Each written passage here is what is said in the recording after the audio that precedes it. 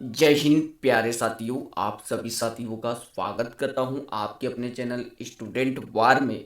Guys, अभी तक channel को सब्सक्राइब नहीं किया है तो सब्सक्राइब ज़रूर कर ले और हाँ, बेल आइकन को प्रेस कर दे ताकि समय समय पे लेटेस्ट वीडियो मिलते रहे। बात करेंगे आज का सेशन आप सभी साथियों के लिए है जो क्लास 10th 9th में है और जो C T E T T E T M P T E T REET all T E T exam की प्रिपरेशन कर रहा है। जी हाँ, आज हम आपके सामने बहुत ही शानदार टॉपिक लेके हाजिर है संस्कृत व्याकरण का। और वह भी हम यहाँ पे पढ़ने वाले हैं संधि। जैसा कि आप सभी साथियों को मालूम है कि हर एग्ज़ाम में आप लोगों को पूछता है संधि के बारे में। संधि को पहचानना, संधि को जोड़ना या संधि विच्छेद करके आप लोगों को यहाँ पे क्वेश्चन ऑब्जेक्टिव में पूछ लेता है। खास करके आप लोगों का क्लास 9 10th हो गया, टीईटी के ऑल एग्जाम में इस प्रकार के क्वेश्चन आप लोगों को देखने को मिलते हैं। आज यही डिस्कस करने वाले हैं। सबसे पहले तो हम लोग आसान भाषा में इसके नियम समझेंगे और पूरा इंट्रोडक्शन समझेंगे। उसके बाद हम लोग बारी बारी से, आज आपका पहला पार्ट है।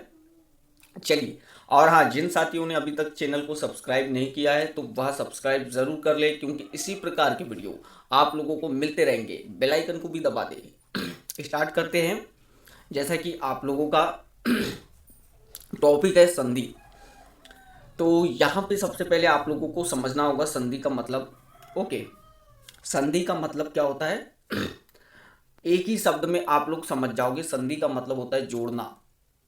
मतलब किसे जोड़ना है हमको? चलिए देखो, आप लोगों को पता है परिभाषा इसकी होती है दो पदों या वर्णों के मेल को संधि कहते हैं। मतलब आप लोगों का दो पद हो गया या दो वर्णों का, जिसमें आप लोगों को साथ अगर आप उनको साथ में जोड़ते हो तो वो आप लोगों की क्या कहलाएगी? संधि कहलाएगी। जिस प्रकार से आप लोगों के सामने एक एग्जाम्पल दिख रहा होगा सामने, विद्या धन आलय, ये मिलके आप लोगों का क्या बना? विद्यालय। तो यहाँ पे समझने की जरूरत है, ये एक पद और ये एक पद, ये दोनों पद मिलकर एक शब्द बना रहे हैं। क्या बना रहे? एक शब्द बना रहे हैं। तो आप परिभाषा समझ सकते हो इसी प्रकार, दो पदों या वर्णों के मेल को क्या कहते हैं? संधि कहते हैं। इसी प्रकार देखो, यहाँ पे आप लोगों को क्या पूछ लेता है? ये एक शब्द दे देता विद्यालय, ओके, और पूछ लेता आपको इसमें कौन सी संधि है। तो ये यहाँ पे आप लोगों को पहचानने के लिए इनके नियम सीखना पड़ेगा। सबसे पहले हम लोग तो जानेंगे संधि कितने प्रकार की होती है, फिर उनका डिटेल वाइज यहाँ पे स्टडी करने वाले हैं। और हाँ, वीडियो अगर आप लोगों को पसंद आ रहा हो तो वीडियो को लाइक करना ना भूलिए और वीडियो को अधिक से अधिक शेयर ज़रूर कीजिएगा। देन यहाँ पे आप लोगों को पूछ लेता, ए शब्द विद्यालय दे देता, या तो संधि पहचानिए या तो इसका संधि विच्छेद कीजिए, या इस प्रकार से दे देता और बोलता कि शब्द बताओ। तो ये सभी के बारे में हम लोग अभ्यास करने वाले हैं। चलिए, तो सबसे पहले तो आज इंट्रोडक्शन कर लेते हैं हम लोग। यहाँ पे आप लोगों ने सब समझा, एक बार फिर से मैं रिपीट कर दूँ कि संधि का मतलब क्या होता है? जोड़ना। क्या होता है?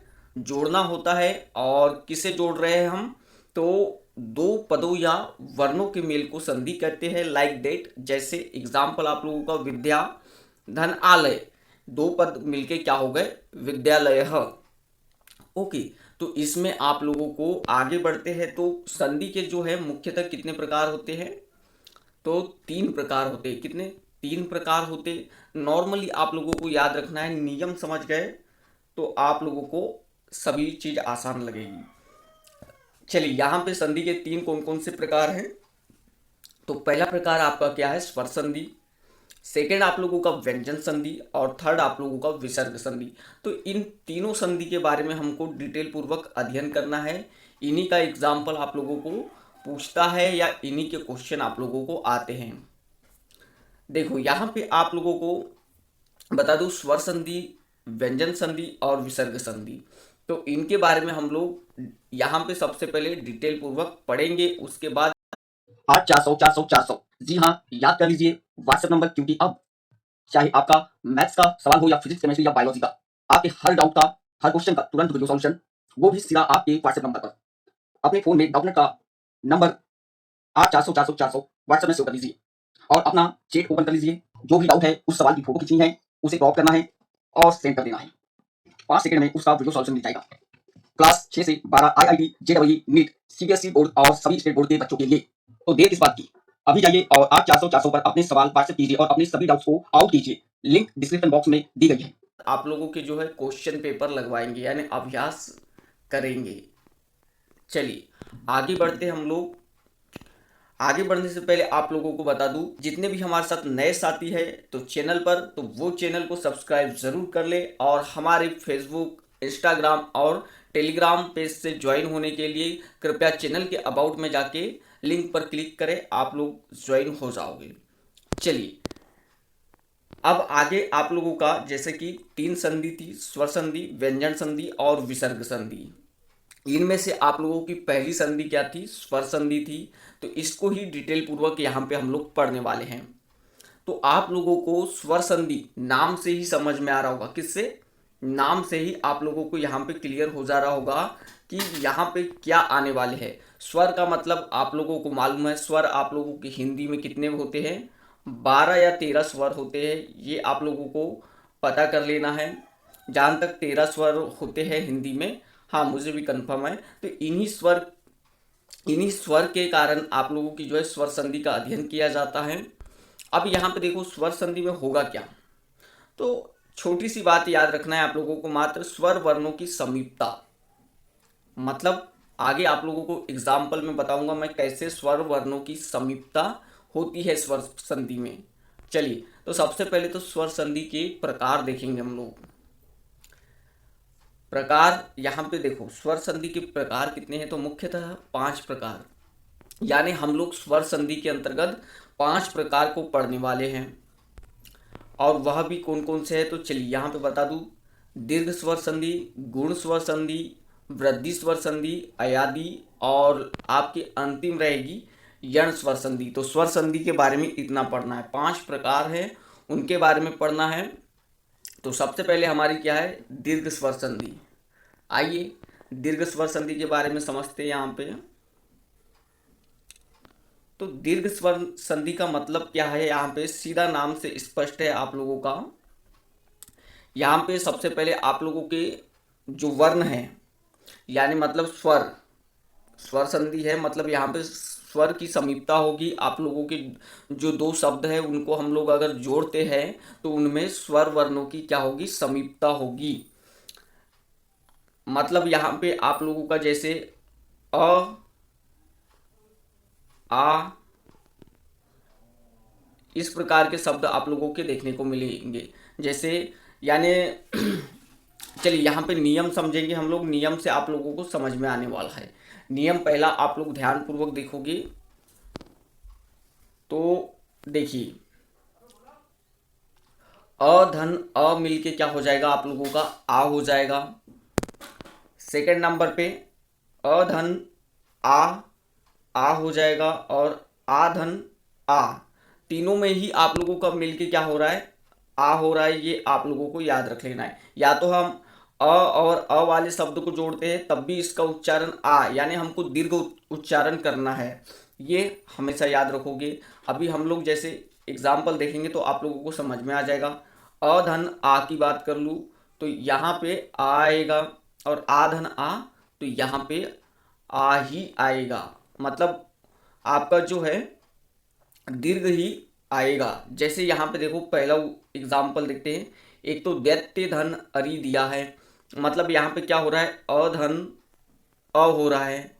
देखो ये यहाँ पे दैत्य के जो लास्ट वाला वर्ड है य, उसमें अ का उच्चारण हो रहा है।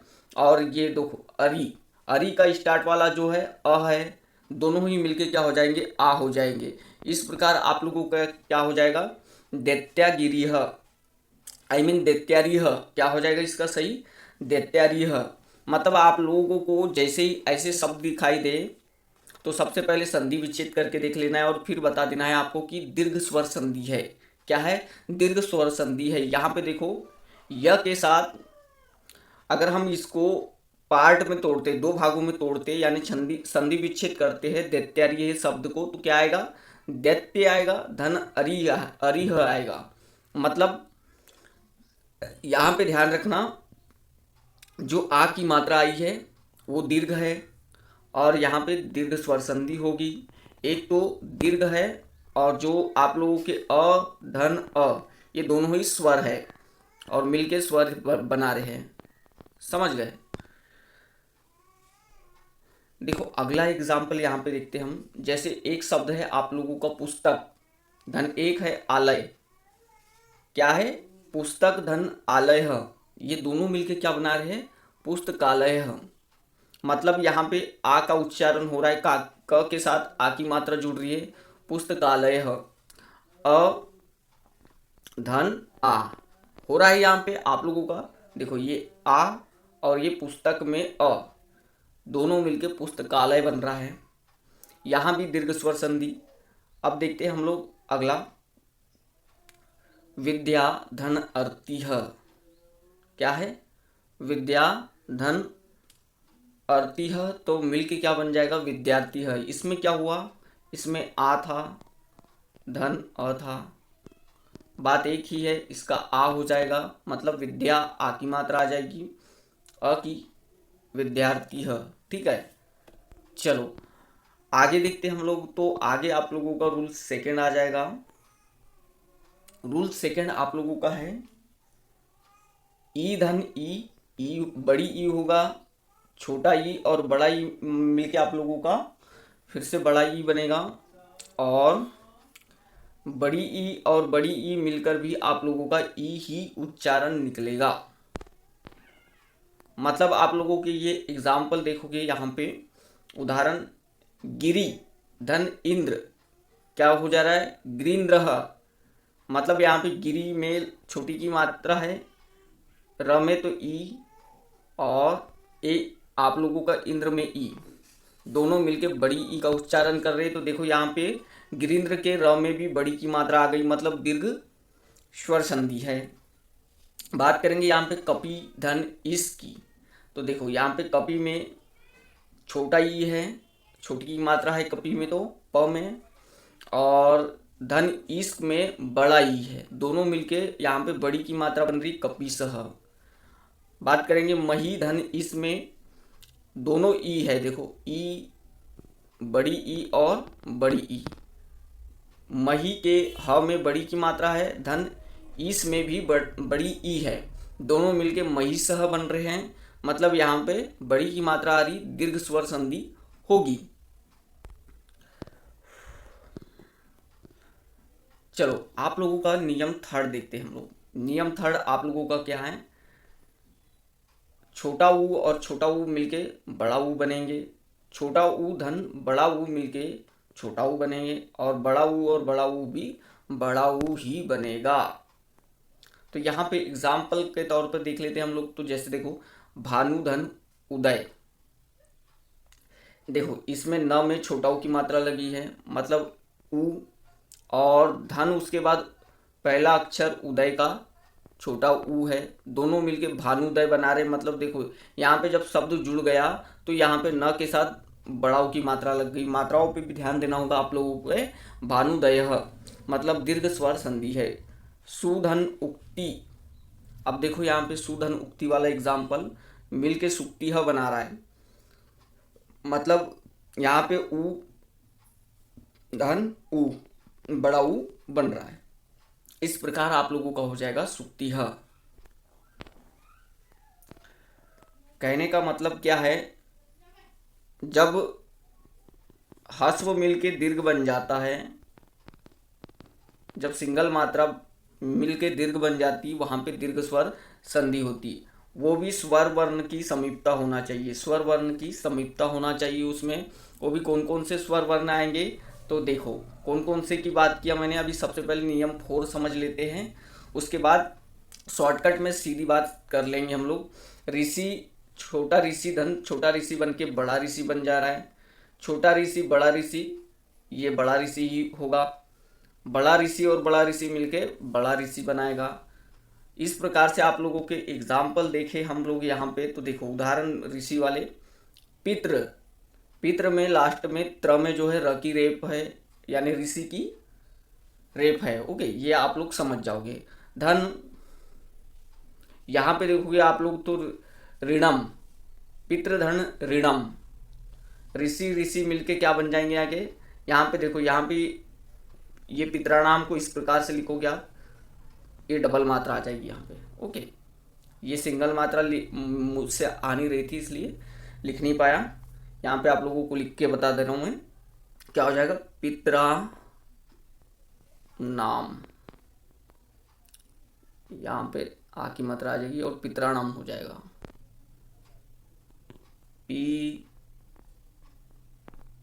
पित्रानम, अण का आएगा पित्राणम, और यहाँ पे मातृणम,